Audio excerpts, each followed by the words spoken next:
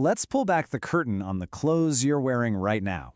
We're about to uncover the secret battles your favorite t-shirt fought and, sometimes lost, long before it ever made it into your closet. Haven't we all been there? You wash a brand new shirt, and suddenly it's a little smaller, the side seams are twisted, or the color just looks sad.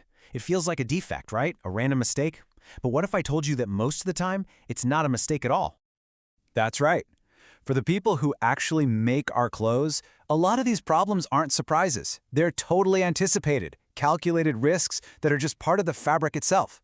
So the game isn't about avoiding them completely. It's about managing them.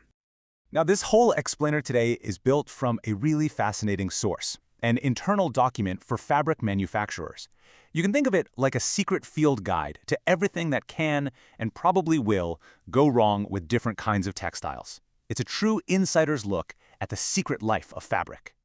Okay, first up, let's talk about the constant struggle just to maintain shape.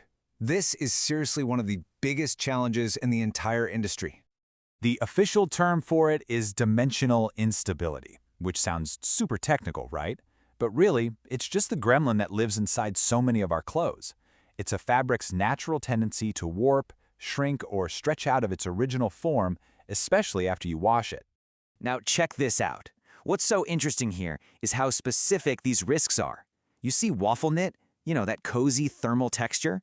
Turns out it's notoriously unstable, and it's prone to getting holes. Drop needle rib can shrink like crazy in WIP before it's even cut into a pattern. And engineering stripes, those really cool, precise patterns, yeah, they have a nasty habit of twisting on you. And this quote just brilliantly illustrates the real-world problem. When a striped fabric skews, the pattern literally twists. The manufacturer's note is so blunt about it, you physically cannot get the stripes on the left side of a shirt to line up with the stripes on the right. It's a built-in headache from the start. But, a fabric holding its shape is just one battle. There's an equally tough fight being waged over color, a constant struggle against fading, bleeding, and even contamination.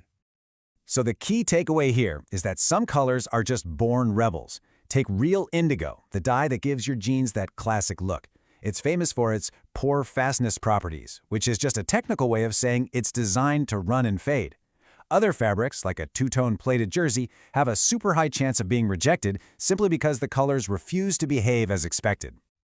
And believe me, it goes way beyond just fading. For these complex weaves, like a multicolored jacquard, the real nightmare is yarn contamination. Just imagine you're weaving a fabric with black and white threads. If even a few little black fibers get mixed into the white yarn roll, the entire batch can be totally ruined. Okay, so we've covered shape, we've covered color, but what about a garment just, falling apart? This section is all about durability, or sometimes the lack of it. All right, let's quickly define two key terms you're going to see. Bursting strength is basically how much force a fabric can take before it just rips. Think of the elbow of a sweater tearing open. And pilling, well, we all know pilling. It's those annoying little fuzzballs that pop up on the surface after some wear and washing. This table is pretty wild. Look at Lurex, that shiny metallic thread we see everywhere. It's incredibly delicate and loves to break. Cotton mesh has notoriously poor bursting strength. And get this, for some fabrics, like Nepi yarn, the document says pilling isn't even a defect. It's an expected, inherent feature of the yarn itself. So when you're faced with all these built-in risks, unstable shapes, rebellious colors, delicate structures, what on earth is a manufacturer supposed to do? Well, they don't aim for perfection, they aim for management. They treat it like a science. Instead of just crossing their fingers and hoping for the best, they have a system designed to anticipate and account for these exact problems. It's one big calculated gamble. So here's the game plan. First, they identify all the known risks for a certain fabric, using documents just like our source. Then they develop samples and get them approved. But here's the absolute crucial step. They calculate wastage.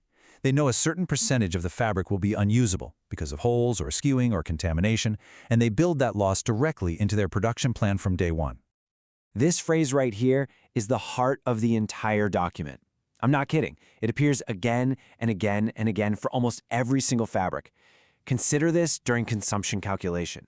It's basically the manufacturer's mantra. It means, hey, we know this fabric is going to fail in certain ways, so you better order extra because you're going to have to throw some of it away.